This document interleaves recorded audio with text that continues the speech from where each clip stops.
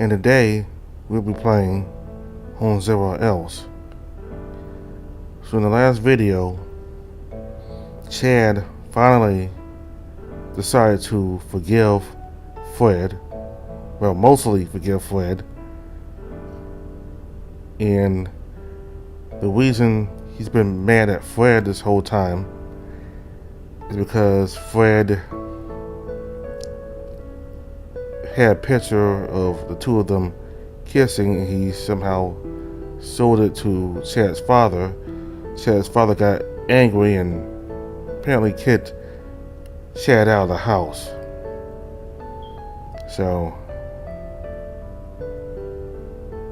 after all this time, we finally got to find out why Chad has been mad at Fred, because Fred essentially ruined his life, but let his father know that he was gay. So we're going to go ahead and continue now.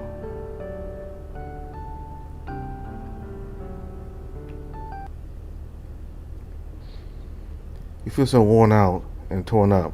This feels like the longest day of your life. Thankfully, your pain is something that bed can easily relieve.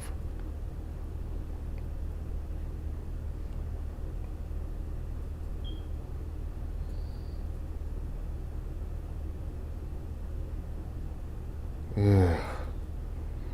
You feel a warm light shine on your face. It almost feels like the sun is kissing you while you lay down sloppily in bed. You nest yourself deeper into a comfortable position, a pleasant scent filling your nose as you press your face deeper into your fuzzy pillow.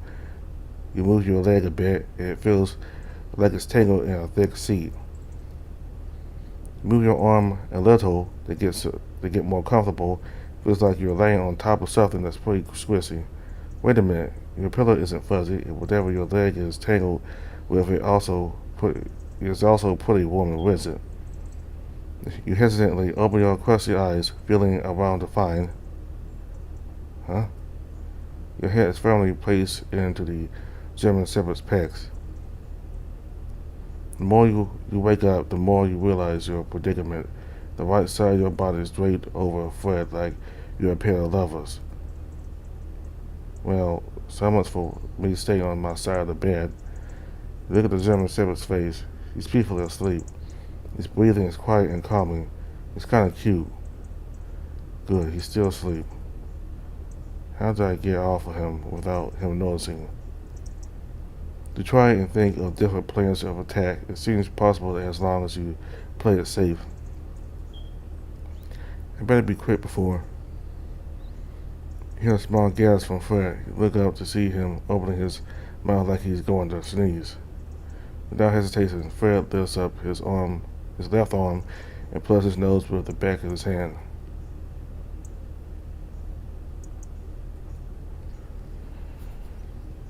You can hear looking at the man, but it seems like he's still very much asleep. Sneeze avoided.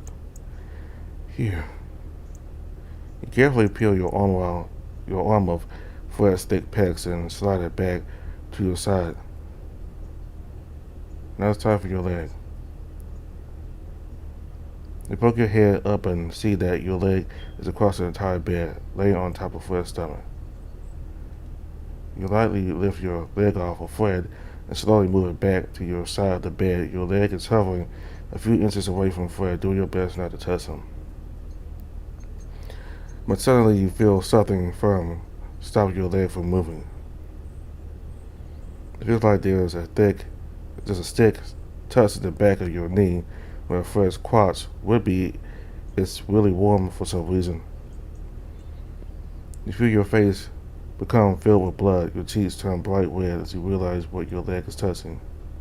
Oh Lordy.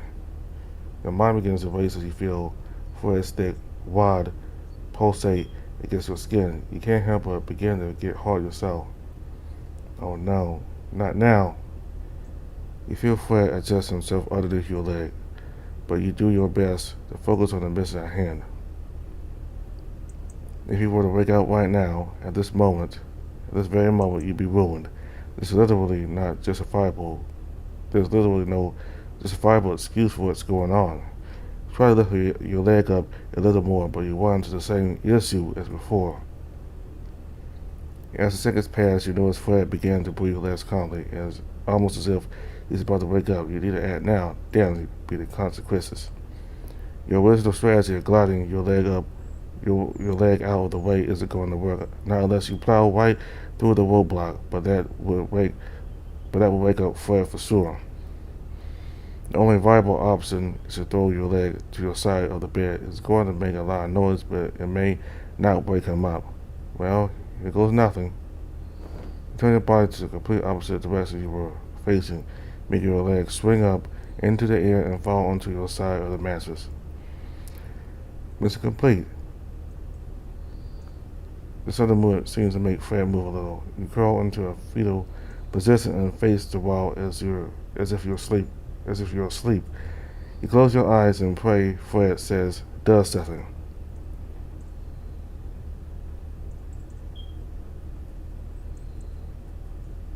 Nothing. Your heart is pounding like a drum. A part of you wishing you could snuggle up to him. Everything about him is so soft and warm, not to mention how thick it is. Oh my God.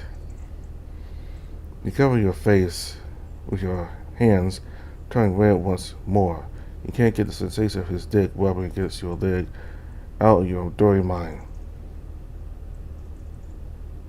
Your crosses rock solid as you slowly rise out of the bed and hide your setting. You get up and skip into the bathroom. Make sure your goods are hidden to the public. You manage to get inside the bathroom by closing the door behind you. You flip the bathroom light on and inspect your body. Your battle buddy is putting up a fight despite how many times you push down on your boxers. You can't push like this. You let down an embarrassed sigh as you turn on the sink faucet. You cover your hands together as the cold water begins to pour, splashing your face with a handful of icy liquid. You hope this will sock the bone away. You grab the towel that is at your side and dry your face. Then you look down and success. You face the toilet and once you're done, you wash your hands once more and exit the bathroom. As you pass through the door, you see Fred, who's wide awake and still dealing with his massive problem. He seems confused as to why he's so hard this early in the day. In a split second, he notices you looking and turns away from you, trying to hide his package. Too bad you've always seen it all. Good morning, Chad. Good morning, Fred. Shut up. You can't help but chuckle as you walk over to the wardrobe and grab your clothes from the top shelf. You begin to get dressed as Fred gets dressed as well. He begins with his jeans first, but he seems to be having trouble near the zipper. You watch the man stretch his arms, flex his muscular shoulders, and well built back. You know he isn't doing it to get you riled up on purpose, but you really can't deny he's your type. Before he can look any longer, the man puts on his shirt and turns around. Damn. He makes his way to the bathroom, smiling as he looks at you. Before he enters, he gives a pat on the shoulder. He closes the door. You walk to the bed and start getting it set, lest Kathy scolds you for leaving things untidy. Oh, come on. Where you go down already? What's got you this hot up, little buddy? You were damned not to burst out laughing. Apparently Fred's morning wood is not letting up. It's all your fault. Mr. Chad, Mr. Fred, breakfast is ready. You enter the front door and put a wide smile on your face. You quickly pull it open. Thorny seems to jump back in fear as he sees your face. Don't scare me like that, Mr. Chad. Sorry, buddy. How did I scare you? The door was bad enough, but I'm not used to smiling like that, especially so early in the morning. Your smile disappears and is replaced with your usual smirk. See? I'm used to that, Mr. Chad. With the boy's nightcap jumping his hair, he just smiles until you stop. Time for breakfast. Alright, let's go. What about Mr. Chad? Isn't he coming? He's in the bathroom. He's going in there a few minutes. Puss, Mr. Fred, puss. Then he proceeds to make fart sounds with his mouth. Thorny, oh my god. What? Hey Fred, take your time. We'll be waiting for you in the dining room. Hearing no response to you, close the door behind you, the small kitten leading the way. Your heart begins to flutter as a wonderfully sweet aroma is closer and closer. You can practically taste the coffee on your lips already. You both make it to the dining room and find Kathy merrily cooking something in the kitchen. Good morning, Kathy. Good morning, dear. How do you guys sleep? Good, thanks. Glad to hear it, sweetie. You do have a seat and I'll serve breakfast in a minute. The small kitten rustles to his seat and brings a chair next to him. Here comes the chair. I saved the seat just for you. I don't know why, but it reminds me of when my friends would sit with me in the cafeteria. Nice cats. How do you manage to land a spot this nice? Oh, it's a mix of know-how and having the right contacts. Easy peasy. Only suits your Corey grin, almost as if he's a mob boss.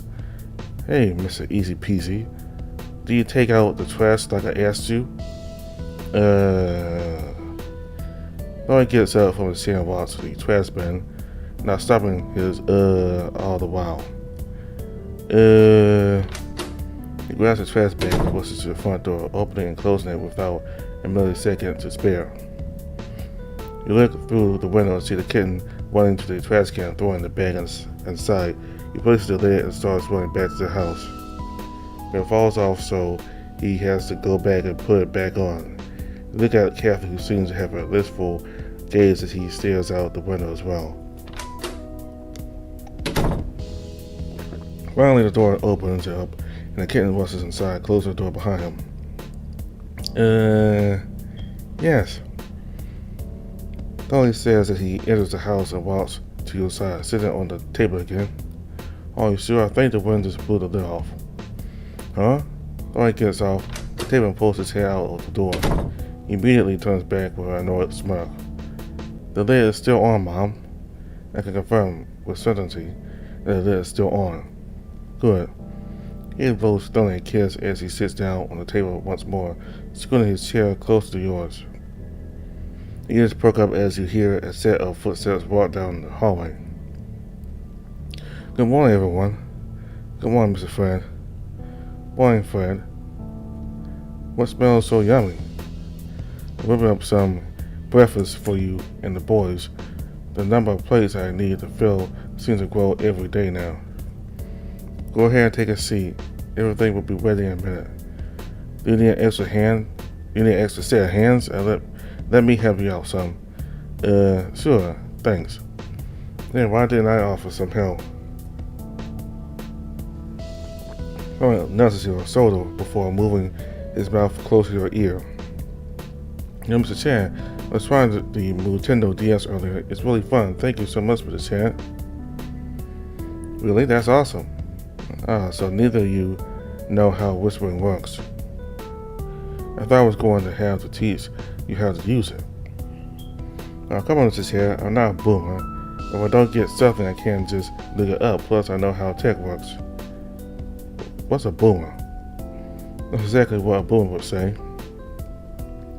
Then he pulls away from you with a suspicious look. You feel like an outcast all of a sudden. Ha ha ha, JK.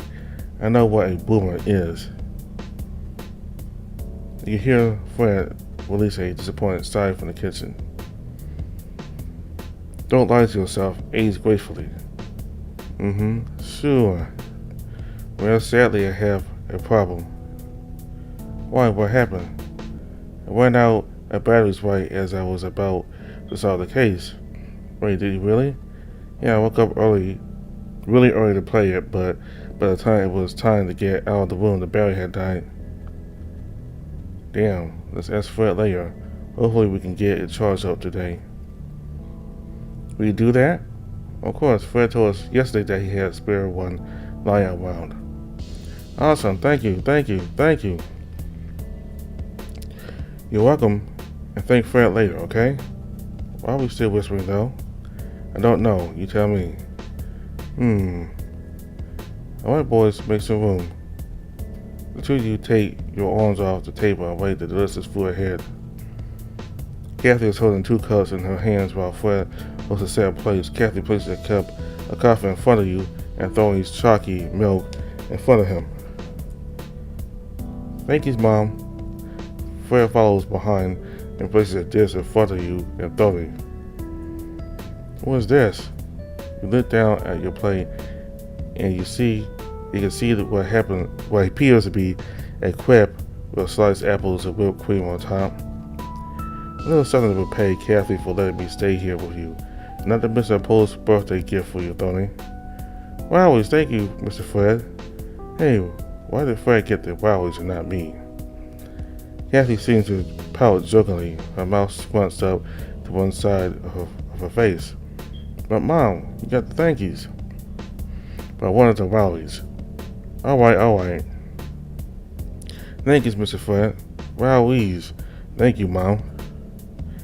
That's better. Then Fred chuckles as Kathy ruffles Tony's hair. You feel nice. It's almost too good to be true, but you feel almost complete with Fred, Kathy, and Tony laughing together. Fred and Kathy both walk back to the kitchen to collect their meals. Fred seems excited by what's on his plate. Fred sits down in the empty seat in front of you, and Kathy sits next to him. Before you can even pick up your fork, Tony starts chugging down his milk like a freshman trying to impress his frat brothers. You dig your fork into the soft crepe, lifting up a small piece of pastry filled with a rich cream. You munch down and are met with an explosion of flavors. An array of warm, earthy flavors mixed with the sweetness of the brown sugar that tastes amazing, especially with the cinnamon coating the back of your tongue. It's absolutely delicious, but somehow you can tell that Kathy didn't make this. You look at Kathy and Fred, who both seem to be staring at you with intense interest. As you're about to open your mouth, Kathy glares at you. You can tell she doesn't want you to talk with your mouth full of crepe. You nod and swallow the rest while sipping on some coffee. Damn, Fred. When did you get so good at cooking? What do you mean? I've always been good at cooking. Have you tried Mr. Fred's food before? In the past, yeah, but he's definitely improved. Told you, Mom. So you guys do know each other. It must have been pretty well if he's cooked for you. You start there and your trash busted. You look at Kathy, who has a diva smile, seeming proud of Tony's wordplay. Yeah, we used to be friends back in school. Those were the good old days. Wait, Chad, how old are you again? I'm 28. Grandpa. You're one to talk. How old are you, Mrs. Fred? I'm 29. See, he's an old man here. You should get him a walker before he breaks his hip. Sure, I'll store it for you when you need it, Grandpa. Besides, I look a lot younger than Chad. No, you don't. But you don't? No, you don't? Huh? Come on, Kathy, back me up. The woman slowly shakes her head. First is made, to say the least. What? I'm not that old. Mind you, we didn't say old. It's just that Chad looks a lot younger. Yeah, but only with the little baby face he has now. He would look a lot older had he not saved and cut his hair. Did I look that bad? I mean, not necessarily bad, but improvements were made. And they were made. You look great, Chad. You look away from the group, mildly blushing. Thanks. You're welcome, dear. Anyhow, these crepes are absolutely divine. Kathy looks away with a mischievous smile. Thank you, ma'am. I usually focus on salty foods, but I do make sweets from time to time. You do? You should definitely let me try those too. I want to try those too. Mom, can Mr. Fred come over again? And yes, he can, sweetie. And maybe he can bring some board games too. I wouldn't mind joining my boys for a game night. Sure thing. I'd love for the 4 of us to play some board games. Yay! Awesome! Before anyone else can interject, Tony slides his chair back and hops off of it, his cup and plate in tow. I'll go get ready for school. Small kitten skips to the kitchen and drops off the plate and cup into the sink. Kathy seems surprised by his actions, looking on as Tony heads into the hallway. A confused gaze is pointed at you. You feel like you committed a crime. Did you tell him anything? I did not. Why? Nothing. Just... Never mind. It's better that way. The confusion spreads as you look at Fred, who also seems to be oblivious to the intention behind her words. Anyways, thank you guys for coming over to Tony's birthday last night. Thank you for letting me crash it, and for letting me stay the night too. Considering everything Chad and I did before we arrived, I would have passed out in the cold if I had to walk home. And I'll be honest, last night wouldn't have been as fun as you weren't here. Fred seems to smile at your comment. You can't help but feel a little warm inside. Tony's a great kid, and he deserves to have a great birthday even after his friends ditched him. I don't know why they didn't show up. They come year after year. They usually have a great time. I have a sneaking suspicion as to why no one showed up. What are you thinking? Why wouldn't they come? Well, my husband's gotten quite a promotion. What may that be? He's Amir's right-hand man. He had the position for a few months now. He's been acting different. Maybe Tony's friends got scared off. They probably don't want to mess with a kid whose dad knows the mayor on a first-name basis. I get that, but since when do kids worry about these kinds of things? I don't know, but kids can be kids, and sometimes they get scared of the silliest things. Maybe they think that talking to Tony might get their families in trouble. That's the only thing that makes sense to me. Maybe it's their parents that are scared. I don't know these people, but I don't think it's fair to make Tony feel bad just because his dad doesn't sit well with him. Did you try to talk to them about the party? I did, but no one answered my calls, no matter how many times I tried. I ended up just messaging them with an invitation, but most of them left me on read. It wouldn't surprise me if the parents are scared. Maybe they are making their kids feel the same. Kathy seems to slouch a little, seemingly dismayed. I'm sorry to hear that, but what do they have to fear? Is your husband that bad? Bad as in, will he use his power to do something to these families? I don't mean to imply anything, but I don't know him or if he even would. I don't know anymore. I just don't know. Kathy looks down at the table, almost as if she's lost her will to keep going. The silence between you three is so heavy it's weighing on your chest.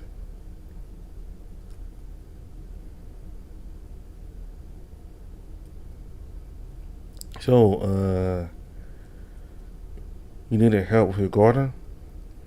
Oh, right, yeah. Yes, you're right.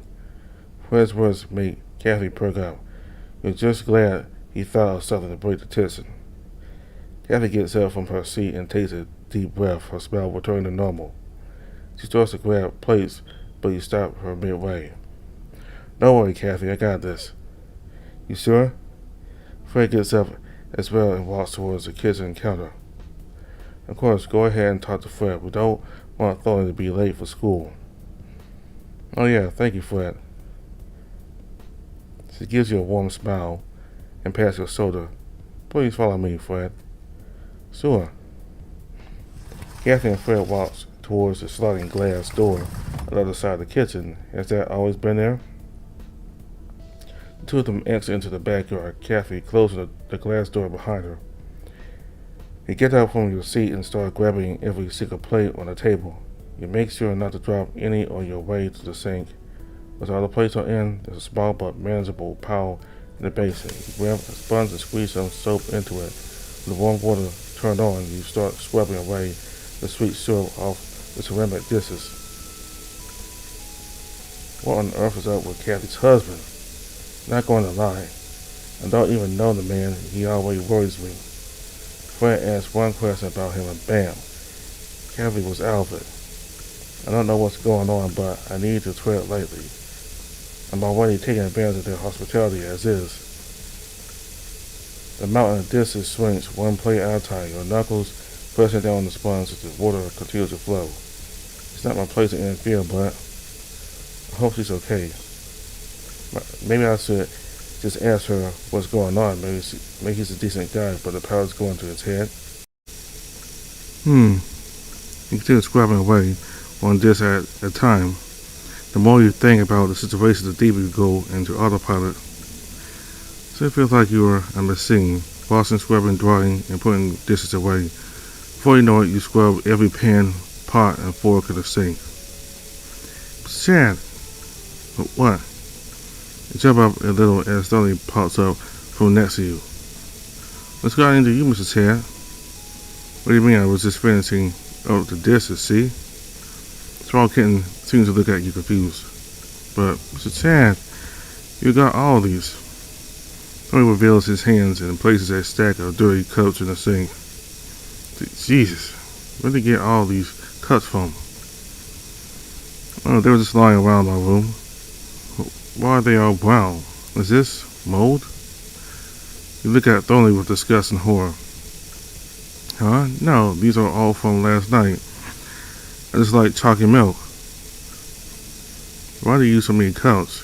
You just need one if all you're drinking is chalky milk. Huh?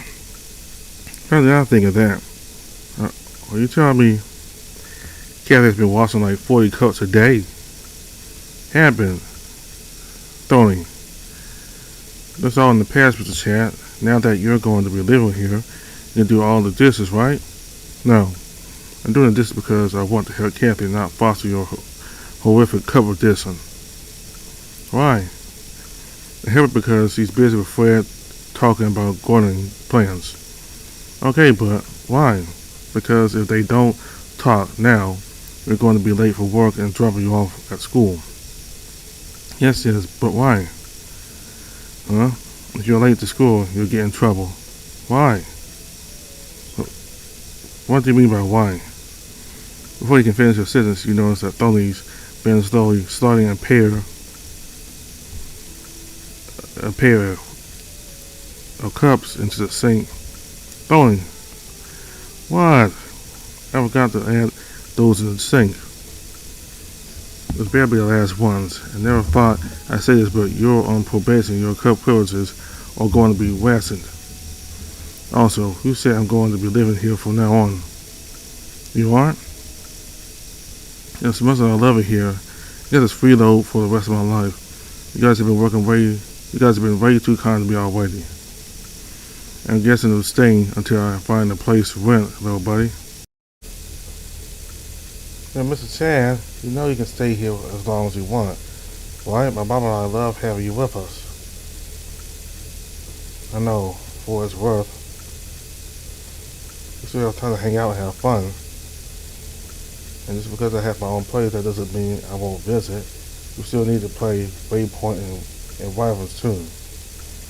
Oh yeah, I can't wait to play as Thonius the Great Mage. You're right, we still have some time. You bet. How about we start a session tonight? Yay, yes please. I'll talk to your mom about it when I'm off of work, but only if you promise to stop using so many cups, okay? Deal. Okay, cool. You ready for school? Sure, let me go grab my backpack. Buddy walks off into the hallway as he scrubs the last of the cups. The fingers feel pruning. A few seconds pass as the sound of water fills the air. This way. You can hear Kathy's muffled voice from the other side of the glass door as she slides it open. Fred is the first to enter, followed by Kathy who closes the door behind her. She looks at you with a pleasantly surprised look on her face as she sees an now empty sink. Oh, Chad, sweetie, you didn't have to, but thank you so much. Of course, I have to help out, you know. You go ahead and dry your hands. You've done more than your fair share. You grab the soft towel hanging from the wall and scrub your soaping wet hands. You'd be wonderful wives, Chad. Oh, so. You're one to talk, monster crap. That's the point though, Chad. Any man would be lucky to put a ring on your finger. Maybe I should make you an apron. I'd be so cute. It would be so cute on you. Kathy seems to smile giddily at the thought as Fred settles next to her. You smell thoroughly unamused.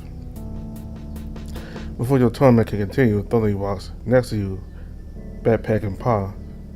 Oh, honey, you ready for school already? Yep. We should get going or I might be late. I'll take him to school, don't worry. You sure? Yeah, it's only a few minutes from where we're working. Alright, thank you, Chad. Here you go, sweetie. Don't forget your lunch. Donnie happily accepts the paper bags covered in keeps rolling like usual. He puts it in his bag with a big smile.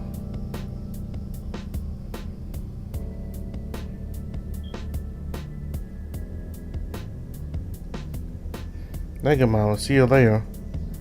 Kathy gives him a smooch on his forehead before seeing him off. Goodbye, Tony. I love you and have a good day. Look at Fred, who seems to be content by the scene.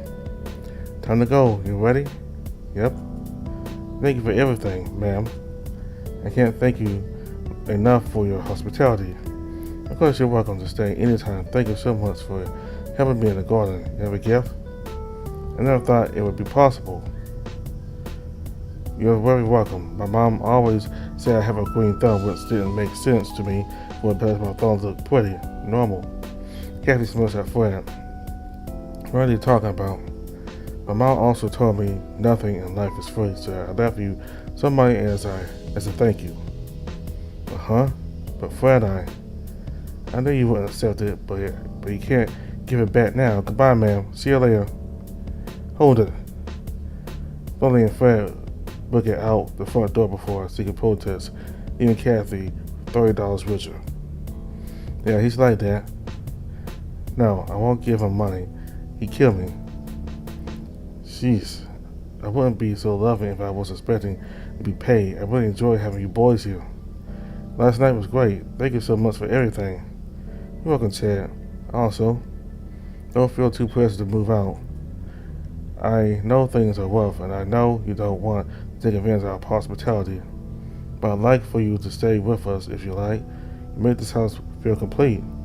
I really appreciate that. Thanks. Now come here, big boy.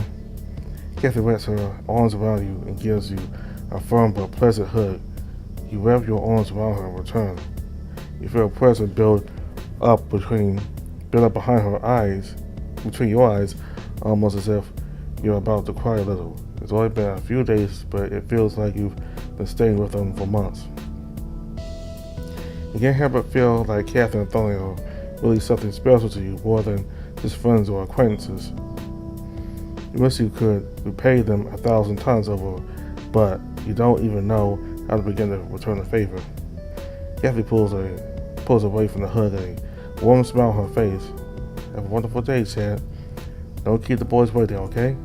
You too, Kathy. I'll see you later. Kathy gives you a soft pat on the shoulder before you turn around and walk towards the door. You step out of the house and smile, feel a cool breeze pass you by. Mr. Chad, hurry up. We're going to be late. You look at Fred and Tony, who seem to be waiting for you on the sidewalk. Alright, let's go. Vámonos. Wait, where exactly are you going, Fred? To work? Didn't Jenny say we could be late today, though? Oh, shit, you're right. Language. Fred seems to freeze as his face is one of horror, realizing he can't curse in front of Tony. Oh, cease. Tony squints at Fred, his mouth one suspicion.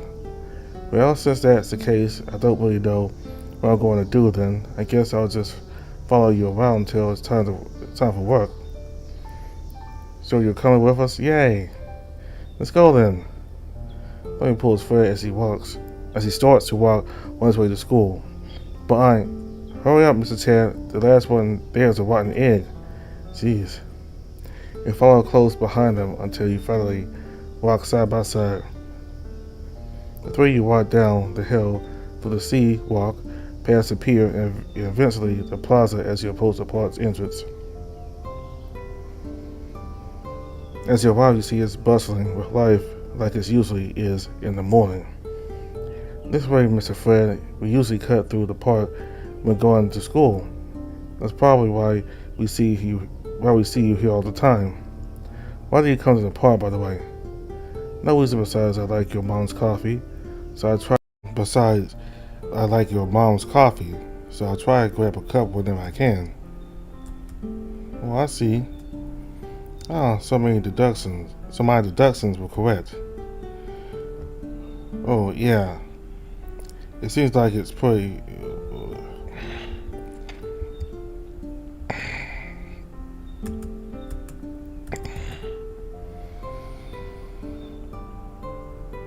No reason besides I like your mom's coffee, so I try to grab a cup whenever I can. Oh, I see. Some of the deductions were correct. Oh, yeah? It seems like it's because he told you why. As if I'm a monster detective now. I was only asking for confirmation. You ruffle the kitten's head as you guys continue to walk. He scrunches his face in dismay. A flash of blue catches your eye, causing you and Thorny to freeze in place. You look at the bridge and see a very familiar silhouette in the distance. Mr. Chad, is that creep tiger again? What should we do? Creepy? He's not creepy. Nuh-uh. He's also creepy. He knew who Mr. Chad was even though we've never seen him before. Oh, he did? Yeah. Do you know anything about this guy? We're clueless. Oh, I know a bunch about him. You do? Yeah. Why do you guys ask? Because now you can help us pass by unnoticed. Stuck up, men. The three of you huddle up like a football team, talking about which plays to make. Alright, here's a plan. Larry crosses down and manages to find the perfectly sized stick to draw on the dirt with. Step 1. Fred will talk to him and distract him while we're hiding in the bushes. And once you're close to the weirdo, Bruce. What? His name is Bruce. He's a genuine good guy. Alright. Once you're close to Bruce, you lift up his poncho and cover his view. Then Mr. Chad and I will ninja one past him. It's a perfect plan, right? I'm not doing that. I don't know what you guys have against him, but he's been nothing but kind to me. That'd be incredibly mean to do to him. Alright. Well, since Fred is acting like a chicken, I guess we have to make another plan cease. Hey, the plan's perfect, but we must rearrange some variables. Small kitten scratches his chin for a few seconds before his eyes light up.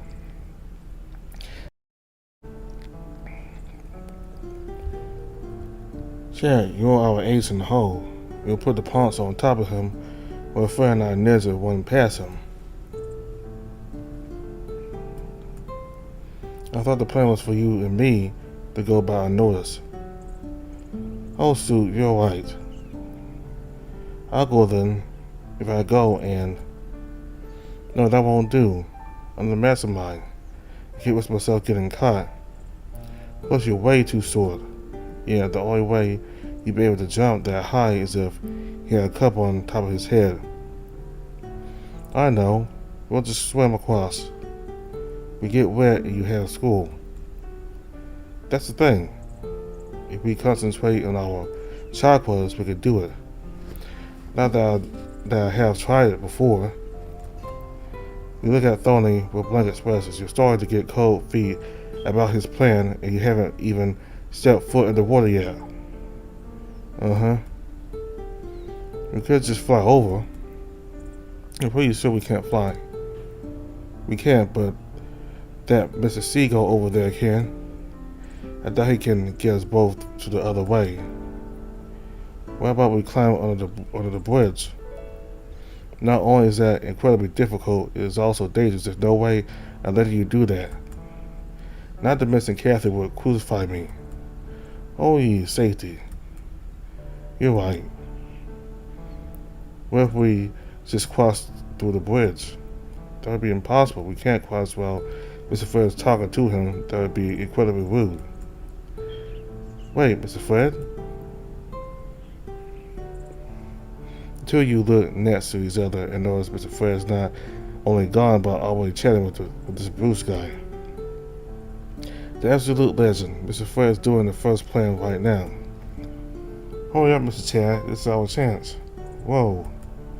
It only pushes you towards the bridge's entrance. The two of you squat behind a small bush. It's barely big enough for Tony, so you feel rather exposed. Quick, Mr. Chad. Don't get caught. Tony, why don't we just go past him like we did yesterday? Mr. Chad, shh. We'll get caught.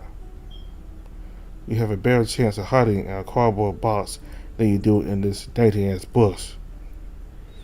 You peer over and look at Fred and Bruce. They seem to be talking about something serious. The two of you walks on, waiting for Fred's signal. As Fred continues to speak, Bruce seems to look directly at you and Tony. Tony quickly hides behind the bus. You don't even bother. There's no way in hell this is going to hide you. Fred turns his head towards the two of you with a confused look. Fred slumps his shoulders and sighs. The hooded man looks at Fred before the German Shepherd suddenly pulls the man's poncho over his head. I can't believe he's done that. Oh my God. Tony's still hiding in the bus. Quickly, Tony. Our time is now. He gave us a signal. What? Did he really? That's so mean. No time for regrets now. Let's go. Until you jump up from behind the bus and bolt through the bridge, passing by Fred and Bruce. Neither are impressed by your stealth efforts. You both keep running even after crossing the bridge, making it up to the top of the hill.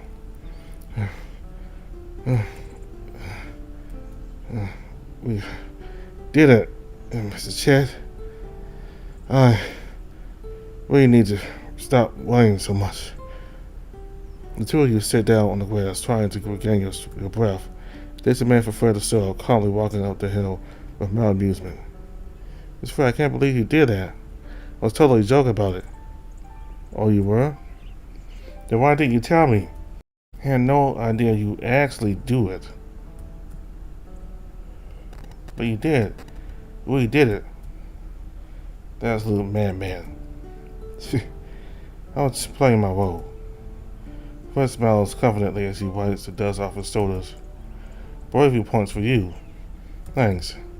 That being said, you know you guys could have just walked around the lake, right? Oh. You and Tony look at each other and shrug. The two of you start laughing despite feeling Fred's silent judgment being cast down on you. What are you talking about with Bruce, though? Yeah, I'm curious too. You were just, I was just explaining to him my part of the plan. Huh, Mr. Fred? I was supposed to do that, though. So what? It worked, didn't it? Tony looked at Fred with peace confusion. I guess. You know what? Yes, it worked. You're right. Tony looks away with a scrunched up mouth and furrowed eyebrows.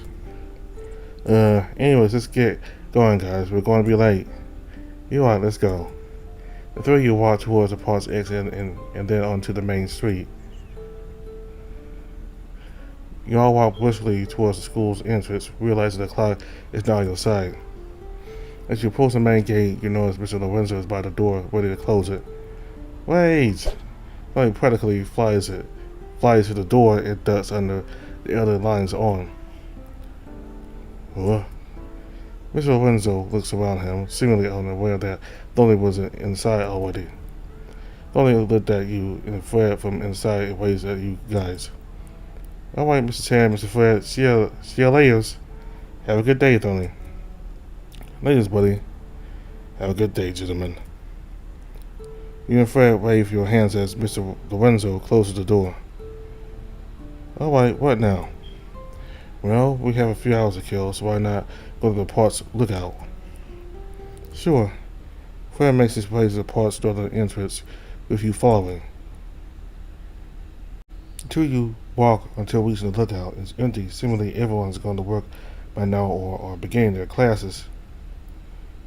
You walk to the bench and plop yourself down on one, feeling tired despite the day just starting. Fred sits close to you, smiling all the while.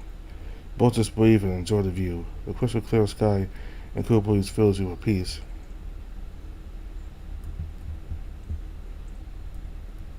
So, may I ask what you've been up to all these years? Have to admit, I never expected to meet you again. I had imagined you moved 1,000 miles away from here. You relax and let your shoulders hang loose, the man looking at you with a somewhat odd expression. Why would I move? I've only left the city for a few days max, and that was only for vacation. Other than that, I've just been living life one day at a time. Really? But we used to talk about moving away the second we could. Oh yeah, didn't we talk about getting a place up north or something? That being said, the second your situation occurred, though, any desire to leave vanished completely. I spent most of my days looking around for clues, asking people around town if they'd seen you, and just trying to figure what happened. No one ever found your body, so I didn't want to leave this place without you. I always knew deep down I'd see you again, even if it took one miracle or a million. I knew I was going to see you smile again. And hey, I was right. You look into Fred's eyes. He's smiling while holding back as many tears as he can. Fred puts his hands to his face, trying to cover it from you. Sorry, man. It's just... Don't be sorry, Fred. I'm the one that should be sorry for putting you through all that. No, you're not allowed to be sorry. I'm the one who kept hoping, you know? I was the one who dreamed of seeing you again. I'm still scared of you disappearing again like you did that day. Last night when I was sleeping with you, it felt like I lost you all over again. One second you were there, the next you were gone. But I had to keep reminding myself that you're here. So in my mind, it was all worth it to me. I'm sorry that you had to deal with so much, even despite you saying it's okay now. I hope the pain you felt will go away. I'm sorry. Don't be sorry, Ted. All pain goes away with time and the right people nearby. Fred uncovers his face and wipes his eyes with the back of his hands, smiling once again. Agreed. You pat the man's back. You're not sure if it's any consolation for Fred, but you hope it's something at least. So, besides that, can I ask what else you've been up to? Oh, shit, sorry. Well, I've mostly been taking care of my mom. Going from job to job, exercising, swimming. Currently have a weekend lifeguard job, and that's about it. Really? I mean, yeah, it's been 10 years, but at the same time, I spent almost half that time trying to come to grips with reality. I want to say I was trying to live, but in reality, I was barely surviving for a while. That being said, there have been a few high points. I met a few interesting people, hung out with old friends. I spent a lot of time with Jenny before she went abroad. But besides that, it's been a very long decade. You know, it kind of sounds nice if that counts. Trust me, it's been more boring than anything. No, trust me, it sounds a lot better than these past few days. Actually better than the past few months before I met Catherine and Tony. Fair, but you really would not remember anything in between. What's the memory gap like for you? Sadly, I don't really remember anything. One second I was a teenager falling off a cliff. Next thing I knew, I woke up a full-ass adult stranded in the middle of a forest. That night was 3 months ago, and since then, hold on, 3 months ago, yeah. That's also why I was still super mad, angry, and acting all bitchy towards you. All these feelings are still fresh because For you, what happened might have been 10 years ago. But for me, it only happened 3 months ago, so everything is, or was, still vividly running through my mind. I see, but can you describe what that night was like 3 months ago? Fred looks at you with a quizzical look, almost as if he's about to crack a case. Yeah, but why? Something weird happened around that time, and I just want to see if it would even make sense. Well, alright. So I woke up in the middle of the woods. I remember a bright flash, and then it felt like I had just landed on the grass. That's what startled me awake. It was raining pretty heavily too. When I opened my eyes, the night sky was almost glowing. I was naked, and then I started walking in. That's when we had that massive lightning strike. Lightning strike? Yeah. There was this massive electrical storm going on. The power kept flickering on and off, and the winds were howling like crazy. My mama and I were mortified, but nothing happened until... BAM! Lightning struck so hard it caused the ground to shake. Car alarms were going off, and some people even said that some of their windows cracked. Thankfully, the strike seemed to be in the middle of the woods, so no one got hurt, but damn. It was the talk of the town for a good week. You wouldn't happen to remember that date, right? Short answer, no. Long answer, I feel like I'm forgetting so many things. Even when I'm talking to people, I feel like some things just blank out of my memory in an instant. I don't even remember how I got into town, for example. Alright. Well, a part of me is curious to know if these two events are connected somehow. I mean, maybe. I don't care, though. Huh? What do you mean you don't care? What don't you care about? My memories and stuff. So, you just don't care about your memories? I don't know. Well, don't worry. I'm on the case. What? Why? Because I needed to know where you've been all this time. Although these two events seem connected, who's to say they even are, you know? No, just don't bother. Why? It just doesn't matter to me. I have a million other things on my plate to worry about. I just want to focus on my future to get some stability. You want to see a miracle? Me getting my shit together would be a miracle. First things first is finding a place to live, and where you can't take advantage of Kathy any longer. You know how sweet she is. If it were up to her, she'd probably let me stay there until Tony's in college went free. I can't just take and not pay her back. Very true. You're really considerate, eh? I mean, considerate or not, no one should take advantage of people like Kathy and Tony. They restored my faith in mankind. Well, going back to stability, if you need anything, please let me know, okay? I got your back, please remember that. I will. Thanks. Fred signs his usual goofy smile at you, seemingly grateful that you are letting him get so close to you again. You can't help but blush a little. So, you know what happened to my family? Well, I may have put your dad in the face. May have? Yeah, just maybe. Well, on the off chance that you punched my dad. Thanks, maybe. But any idea where they went? All I know is that after you went missing, your parents separated or got divorced, something along those lines. And as we both know, they're no longer living at the old place. Admittedly, I have no idea the place was abandoned like that. Every now and then, I see your dad around town. It's easy to spot him because he looks like he's gagging every time he sees me. And for your mom, well, I saw her a few times at your grave, but that's it. Your heart sinks to a new depth that it never had before. My grave? Yeah, we never found your body, but we made a memorial grave anyway. We all needed something to grieve at. I never stopped visiting. Holy shit, that's a lot to take in. I'm sorry, if you want, I could take you there. It's on top of a hill. You mean on our hill? Yeah. That's the one. Sometimes I bring sandwiches and I... Before Fred can say another word, you see him start to tear up again. You reach your arm over and pull him close. Fred, you don't have to say You have to say another word. I don't want you to cry. So it's just I have a lot of memories and so many things I've been wanting to tell you. I know you do, Fred. We'll have time, okay? Yeah, we can always go there when things go calmer, you know? I was about to say I sometimes bring sandwiches and eat there like we used to.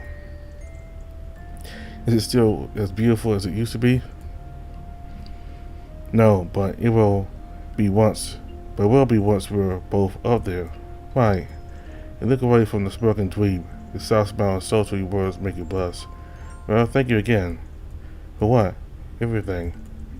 It still surprises me that you still care all this time despite being a decade. You still wanted to see me again. I can't even imagine the pain you must have felt. Did you ever get over it? I really tried to, and I'd be lying if I said it wasn't still eating me up inside sometimes. But in the end, I'd say, Fred looks at the ground before smiling. Worth.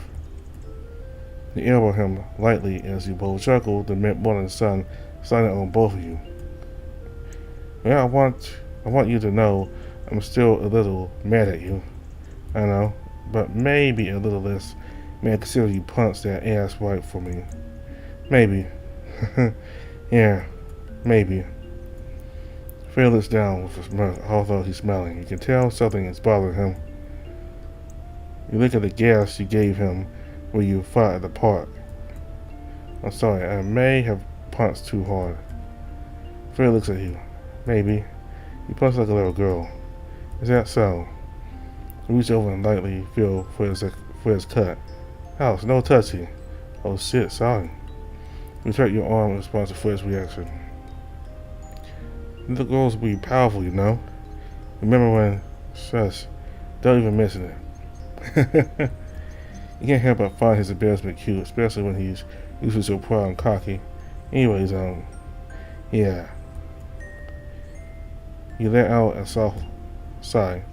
Yeah. Would you want to see my mom today? I'd love to, but maybe another day. I kinda just want to relax today. Do you guys still live in the same house, by the way? Yep, home sweet home. Besides a few cosmetic changes, the house is basically the same. Nice, I'm pretty happy to hear that. I'll go tell my mom you don't want to see her, though. Uh-huh. No, you dare. I love your mom way too much. You softly punched Fred's shoulder. I know you do, buddy. I'll tell her you'll visit her soon. Okay? Thanks. Speaking of visiting, any idea where I could find my father? Like I said earlier, I've seen him around town, but I don't know where he is specifically. Oh, okay. Maybe we can check the bars. He used to be a regular at one of the bars I go to. That's a start, but he's definitely at the bottom of the list. There's other important things to take care of. That's fair. Yeah. By the way, what's taking Jenny so long? You hear bewilderment tone coming from Fred's pants. Fred takes out his phone and looks at the screen for a smirk. Speak of the devil. Fred answers the call and puts it on the speaker. Hey Jenny, what's up? Fred, help me. What? What happened? Come to the place where I met Chad. Hurry. Jenny hangs up the phone without a second's delay. The two of you get up from the bench, mildly panicking. Wait, what happened? I have no clue, but it sounded urgent. Let's get going.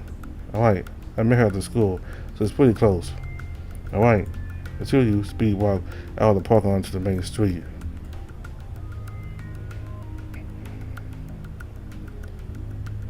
I'm gonna stop right here.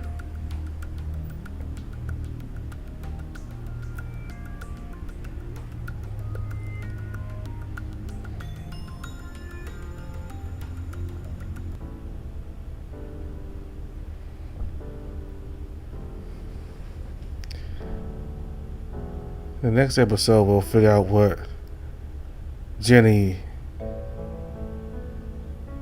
called them over for. It seemed urgent.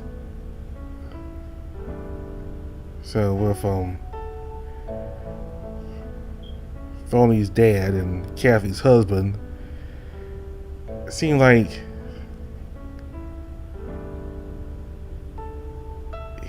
he's got, he's a very powerful person now, and he could be ruthless now, especially that he's the mayor's top right-hand man. He's the mayor's right-hand man. And if the parents decide to keep their children from coming to Thorny's party, that must mean that his father, Thorny's father, is ruthless in the way he works as a mayor's right-hand man, and maybe there's even a lot of corruption in the way the town government functions. So Kathy said that the father started to act strange about a few months ago, because he said that as recently as last year, Thorny's friends were still coming to his birthday party. So this something must have happened recently. So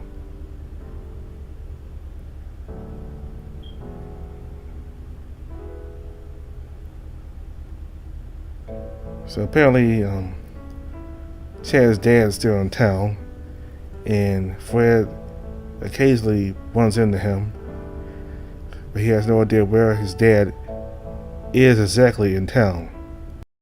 And Chad's mother divorced the father, and she will visit Chad's grave. So it seems that at least the mother still cares very much for Chad.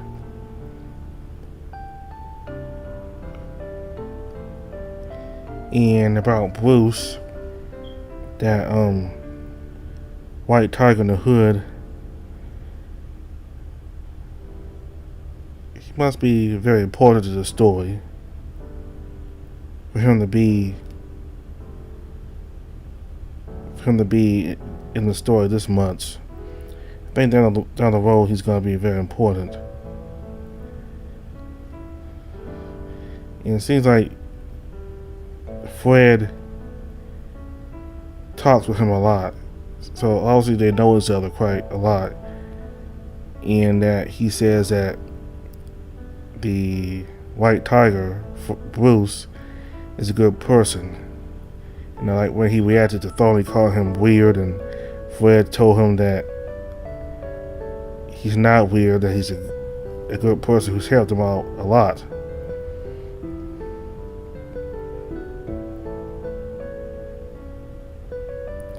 And something about lightning,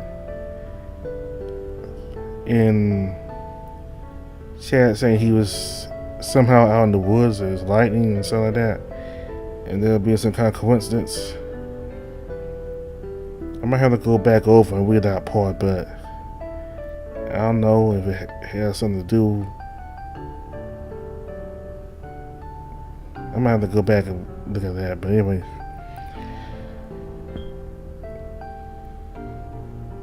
And like that, at the park, both Chad and Fred decided to continue talking about their past and what they've been doing the past 10 years. Simply talking about their past and how everyone's doing and all that. It seems to help a whole lot in their relationship. Yes, Chad's still kind of mad at Fred, but at least they're talking to each other now, and at least they're together now. And Chad even goes as far as telling Fred that he's sorry, because before they finally decided to get along, Chad wouldn't even dare to say, he wouldn't dare to say, to tell Chad, he wouldn't dare to say, Fred, I keep confusing the name, but Chad wouldn't even dare tell Fred that he was sorry, because he felt that he was a complete victim in the whole issue between the two of them. But the fact that Chad is apologizing to Fred that is a big step there. Especially after hearing what Fred has been going through. I always think about him. Fred always think about Chad and visiting his grave, and when Chad heard all that from Fred, it really made him feel kind of guilty. So, that scene in the park where they two discussed their past, I enjoyed that a whole lot.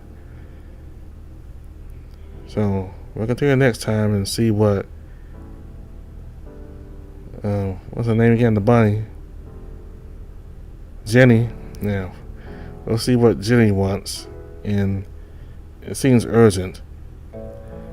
So, all the information for the game is in the description box below. Thank you all very much for watching. Goodbye.